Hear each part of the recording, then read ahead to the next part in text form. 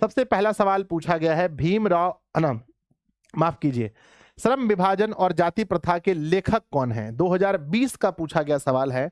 श्रम विभाजन जाति प्रथा के लेखक कौन हैं?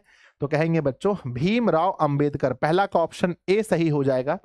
सेकंड क्वेश्चन आपके सामने आ रहा है, रिमोट कहां चला गया, कि बाबा साहब अंबेडकर का जन्म कब हुआ था? बाबा साहब अंबेडकर का जन्म कब हुआ था? बच्चों 14 अप्रैल 1891 याद होगा आपको, ऑप्शन नंबर ए सही है। नेक्स्ट क्वेश्चन देखते हैं, बाबा साहब अंबेडकर का जन्म किस राज्य में हुआ है? बच्चों थोड़ी देर पहले मैंने पढ़ा है कि बाबा साहब अंबेडकर का जन्म किस राज्य में हुआ है? मध्य प्रदेश में हुआ है, मध्य प्रदेश के महू में। ऑप्शन नंबर बी होगा, मध्य प्रदेश में।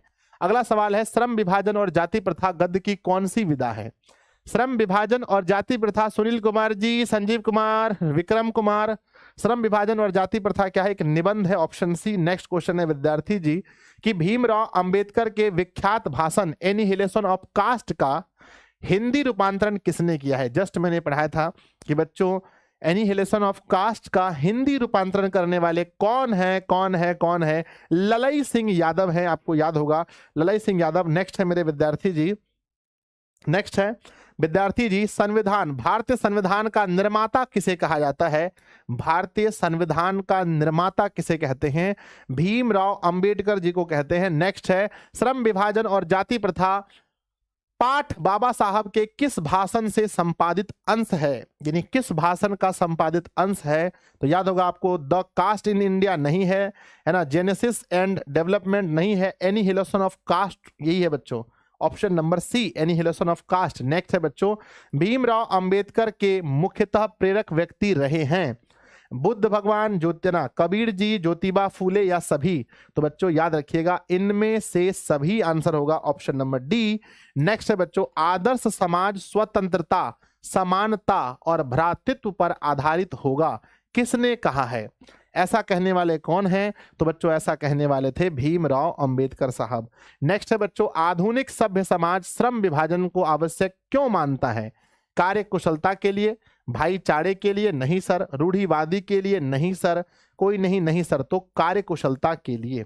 बच्चों पहले 10 सवालों में मेरे प्यारे प्यारे विद्यार्थी जी ने कितना सही किया है एक बार कमेंट बॉक्स में लिखिए कि पहले 10 सवालों में आप लोगों ने कितना क्वेश्चन सही किया है। जल्दी से सब लोग दिल बनाकर भेजेंगे फटाफट स्पीड में कि पहले 10 सवालों में आपने कितना सही किया है। 10/10 आशीष कुमार जी, गुलशन है, कल्याण है, बिट्टू है, पीयूष कुमार जी हैं, सबका 10/10 है। नेक्स्ट क्वेश्चन आपके सामने है, भारत में बेरोजगारी का मुख्य कारण क्या है? तो भारत में बेरोजगारी का मुख्य कारण है जाति प्रथा। जाति प्रथा। नेक्स्ट क्वेश्चन है बच्चों की, समाज और राजनीति में बेहद सक्रिय भूमिका निभाते हुए अंबेडकर ने किनको मानवीय एवं अधिकार दिलाने के लिए अनेक प्रयास किए?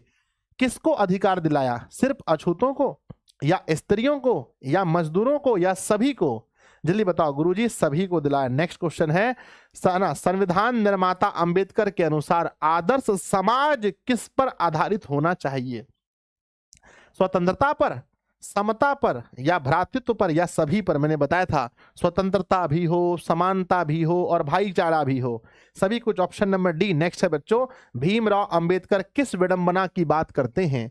कहते हैं विडंबना का आश्रम। किस विडंबना की बात करते हैं? कि इस युग में भी जातिवाद के पोषक की कमी नहीं है।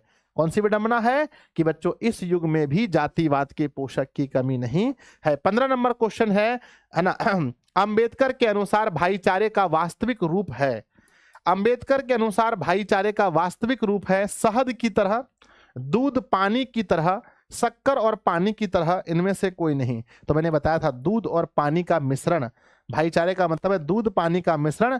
लेखक भारत में बेरोजगारी का एक प्रमुख और प्रत्यक्ष कारण किसे मानता है? तो जाति प्रथा को मानता है। अगला सवाल है बच्चों कि जाति प्रथा को श्रम विभाजन मान लिया जाए तो यह स्वाभाविक विभाजन नहीं है क्योंकि यह मनुष्य की रुचि पर आधारित नहीं है। यह कथन किस पाठ का है? किस पाठ में कहा गया है? तो ये बच्चों श्रम विभाजन और जाति प्रथा पाठ में कहा गया है।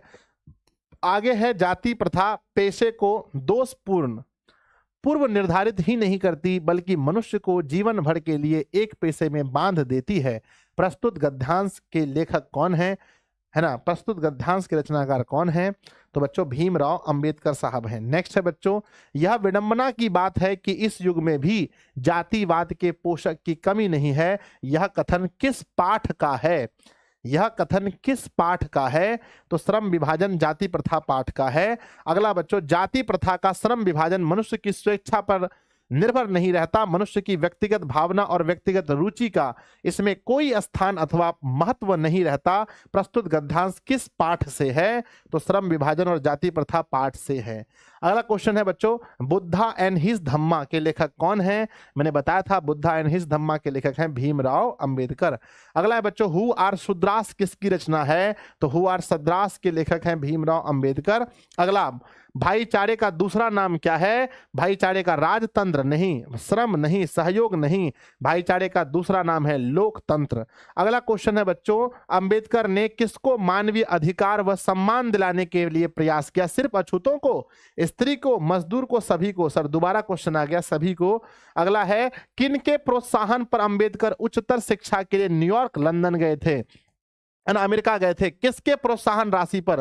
मैंने बताया था बच्चों वह थे बड़ौदा नरेश, बड़ौदा नरेश के पैसे पर गए थे। अगला क्वेश्चन है, द कास्ट इन इंडिया किसके द्वारा लिखा गया है? भारत में जाति भीमराव अंबेडकर द्वारा लिखा गया है। अगला है बच्चों पाठ की भारत सरकार के कल्याण मंत्रालय से बाबा साहब अंबेडकर संपूर्ण वाङ्मय कितने खंडों में प्रकाशित होता है? 21 खंडों में प्रकाशित होता है। नेक्स्ट है मेरे विद्यार्थी जी, श्रम विभाजन और जाति प्रथा भाषण लाहौर के किस वार्षिक अधिवेशन के लिए तैयार हुआ था? मैंने बताया था बच्चों अभी थोड़ी देर पहले कि ये 1936 के लिए तैयार हुआ था। अगला सवाल है, इस युग में भी जातिवाद के पोषक की कमी नहीं है, लेखक के अनुसार यह कैसी बात है? यह बच्चों विडंबना की बात है। अगला सवाल है, बाबा साहब अंबेडकर का निधन कब हुआ था? मेरे बच्चे आप लोग आंसर लगाओ, मैं थोड़ा सा एक बात बोलकर आता हूं, है ना। संदेश, संदेश,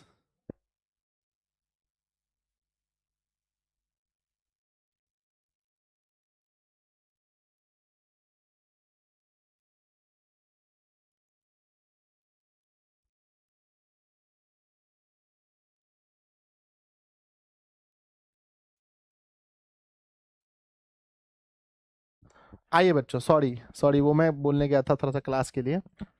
तो बाबा साहब अंबेडकर का निधन बच्चों 1956 में हुआ था, ऑप्शन नंबर सी है।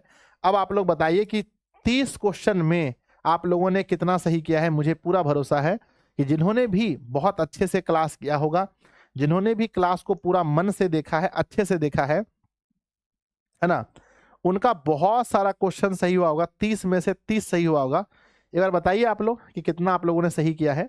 अगला क्वेश्चन 31 है कि महू मध्य प्रदेश, महू मध्य प्रदेश किसका जन्म स्थान है? तो ये बच्चों भीमराव अंबेडकर का जन्म स्थान है।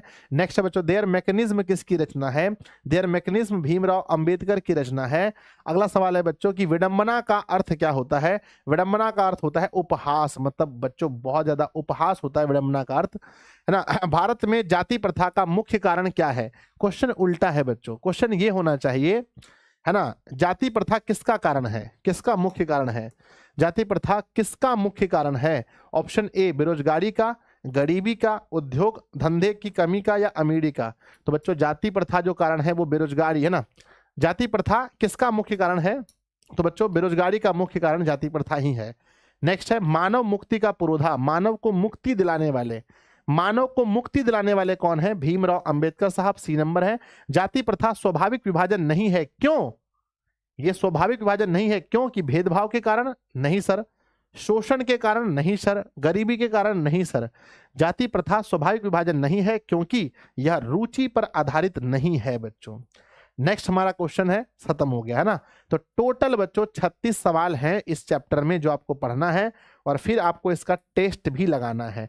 तो बहुत जल्दी आपको इसका टेस्ट बच्चों, कल आपको टेस्ट मिल जाएगा ऐप पर। कल मेरे विद्यार्थी जी क्या अपलोड होगा बताओ कमेंट बॉक्स में? टेस्ट अपलोड हो जाएगा कल। आपको इसको टेस्ट, आप जो कोर्स आपने परचेस किया है आप बार बार वहां इसका टेस्ट दे सकते हैं। तो कौन कौन ऐसे विद्यार्थी जी हैं जो 1-2 बार टेस्ट लगाएंगे? एक बार जल्दी से दिल बनाकर भेजिए कि गुरुजी हम लोग 1-2 बार टेस्ट भी लगाएंगे, है ना। तो एक तो आप लोगों ने 36 में 36 सही किया होगा, दूसरा आप लोग को मिल जाएगा टेस्ट। तो बैठ करके घर में टेस्ट भी लगाना बच्चों, ठीक।